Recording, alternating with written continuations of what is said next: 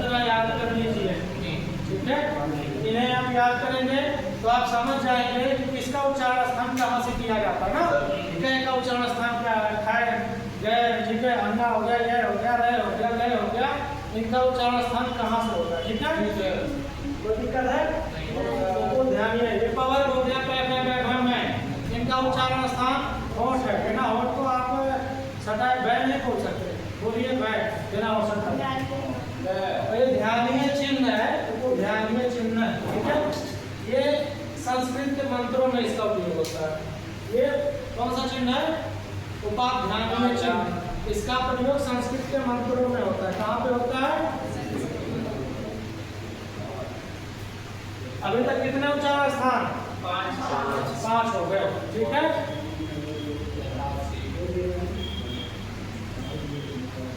ये दो को कंठ तालव्य, दो को कंठ, ठीक है। वकारस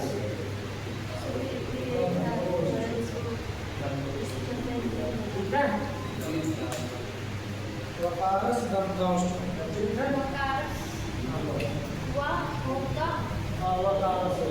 अभी बताऊंगा, ये कोई बहुत बड़ी चीज नहीं है, वही चीज है।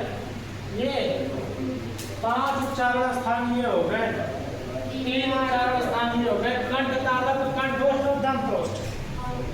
ये संयुक्त उच्चारण स्थान है, क्योंकि कंठ और तालु, जिन वर्णों का उच्चारण कंठ और तालु की सहायता से करते हैं, कंठ तालव्य वर्ण कहलाते हैं। क्या कहलाते हैं?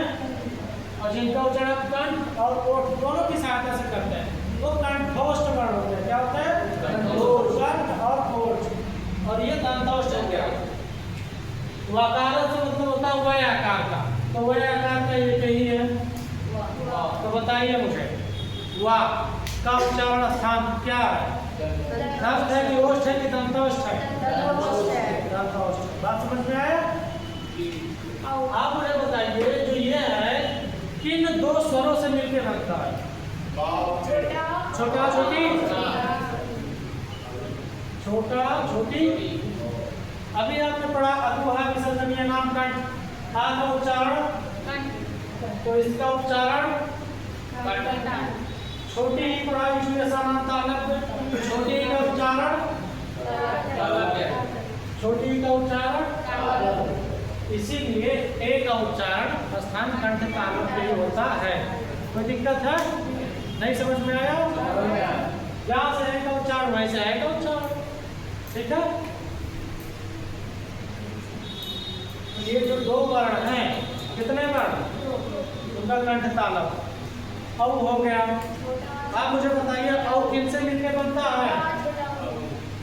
छोटा छोटा, छोटा का उच्चारण स्थान, छोटा का उच्चारण स्थान,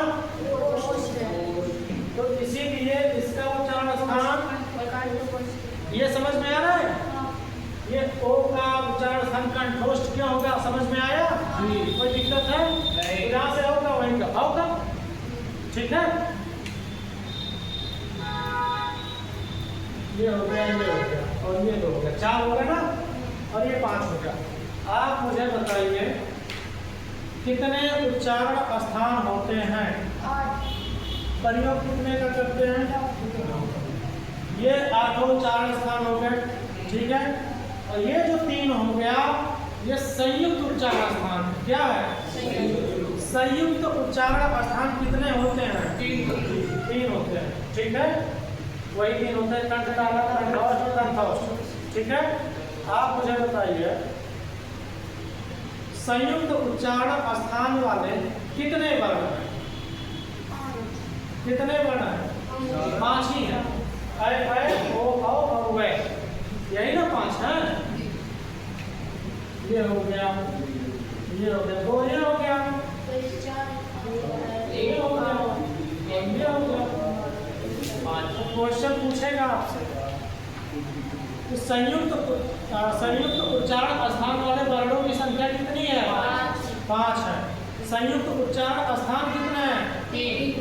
3 है, ठीक है। उच्चारण स्थान कितने हैं? 8 है।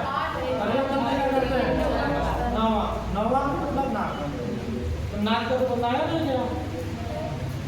अंगा हो गया। अंगा का उच्चारण स्थान ये हो गया अंगा, ये हो गया, ठीक है। मैं हो गया, मैं हो गया, मैं हो गया। ये पंचम वर्ण है, नासिक वर्ण है, अनुनासिक वर्ण है। इनका उच्चारण स्थान क्या है? नाक। और क्या? अंग का उच्चारण स्थान और क्या है? क्या अंग इसमें आता है वर्ग में? क्यों भाई? नहीं आता। तो अंग का उच्चारण स्थान कंठ भी है और नाक भी है, ठीक है। नहीं समझ में आया? नहीं आया? अंग का उच्चारण स्थान नाक है, आप जानते हैं, भली बात है। लेकिन आप मुझे बताइए क्या है अंगा इसमें आता है? कवच में आ गया, उसका उच्चारण स्थान कंठ। तो अंगा का उच्चारण स्थान कंठ भी और नाक भी है। तो एग्जाम में कंठ है तो भी मारिए, नाक है तो भी मारिए, या दोनों कर दे तो दोनों करिए। ऐसा नहीं कि नाक मार के आप बढ़ जाएंगे। क्या आता है एग्जाम में?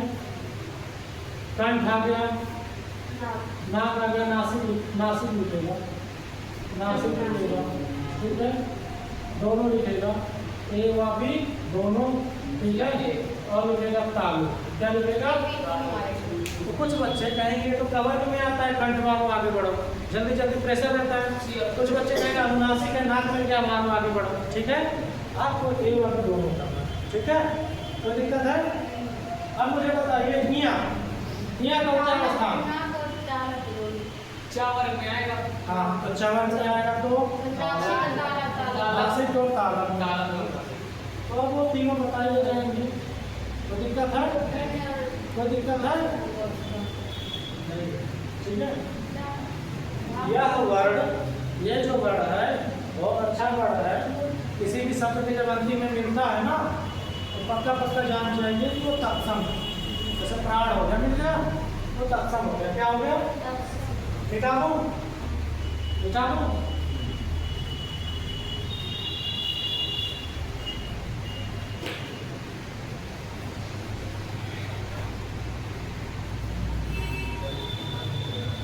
एक छोटा सा चीज होता है, बता देता हूँ। बड़ विन्यास होता है, बड़ विच्छेद होता है। जैसे ये हो गया प्रकृति, ठीक है। तो प्रकृति का बड़ विन्यास करिए। आप बताइए इसमें कितने स्वर हैं, कितने व्यंजन हैं? तो देखिए, एक तो आपको मिल गया प्र, एक तो मिल गया आपको क्र, एक तो आपको मिल गया ती। आप मुझे बताइए प्र में क्या क्या है? आधा है, पूरा रा है।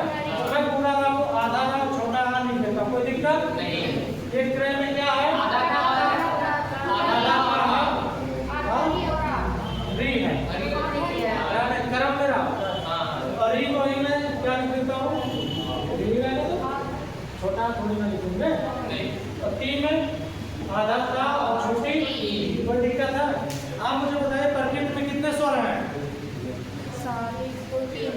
कितने स्वर हैं? 1 2 3। कितने व्यंजन हैं? 4 ले जाएंगे 4।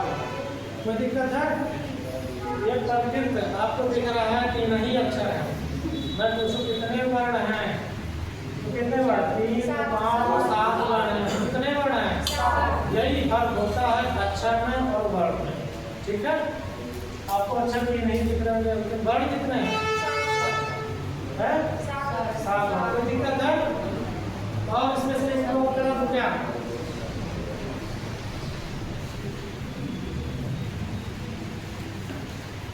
और ये खत्म नहीं हो गया, व्यवस्था नहीं देते हैं। व्यवस्था ऐसे रहेगा जी? कैसे रहेगा? तो इसमें क्या क्या है? आधा है, फिर क्या है? या है तो इसको ऐसे लिख सकते हैं। फिर क्या है? आधा बा और आ। फिर क्या है? आधा से है। फिर क्या है? आप मुझे बताइए व्यवस्था में कितने स्वर? 3 2 5 6 7 कितने व्यंजन? 3 स्वर 3 है। एक है 2 है, 3 है, ठीक है। आपको जब पीडीएफ मिलेगा तो उसमें 2-3 मीनिंग और है, देख लीजिएगा, किताबों में भी होगा, आप उसको प्रयास कीजिएगा, समझ में आ जाएगा, ठीक है। ये जो किताब है, ये दरोगा वालों की ये बेहतरीन किताब है, ठीक है। इसमें कितना पेपर, 115 पेपर का क्वेश्चन है, बस ये किताब 115